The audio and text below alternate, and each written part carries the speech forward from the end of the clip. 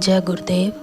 जैसा कि गुरुदेव हमेशा सत्संग में बताते हैं कि साधन सहज में हो सकता है, लेकिन असाधन की आसक्ति मिटाने के लिए ध्यान करना पड़ता है।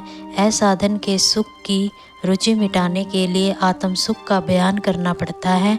नहीं तो आत्म सुख सुख नहीं, वो जो है वही है।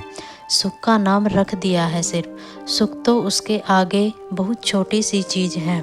एक समय की बात है, एक धनी व्यापारी के पास अपार संपत्ति थी, लेकिन उसका मन हमेशा अशांत रहता था।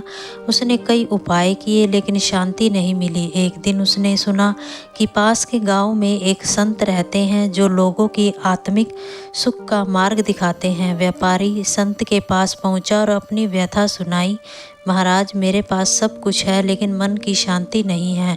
कृपया मुझे आत्मिक सुख प्राप्त करने का मार्ग दिखाएं। संत मुस्कुराए और बोले, वत्स, क्या तुम सच में शांति पाना चाहते हो?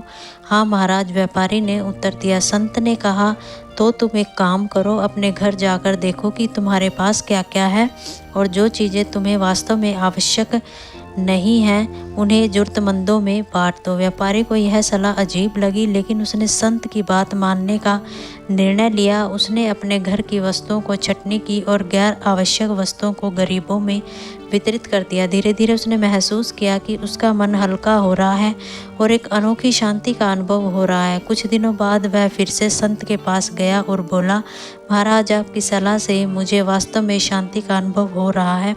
अब मैं समझ गया हूँ कि आत्मिक सुख बाहरी वस्तुओं में नहीं, बल्कि दूसरों की सेवा में और त्याग में है। सच्चा आत्मिक सुख भौतिक संपत्ति में नहीं, बल्कि परमात्मा में, दूसरों की सेवा, त्याग और सरलता में निहित है। जब हम अपनी आवश्यकताओं को सीमित कर दूसरों की मदद करते हैं, तब हमें वास्तविक शांति और संतोष का अनुभव होता है। हरि ओम।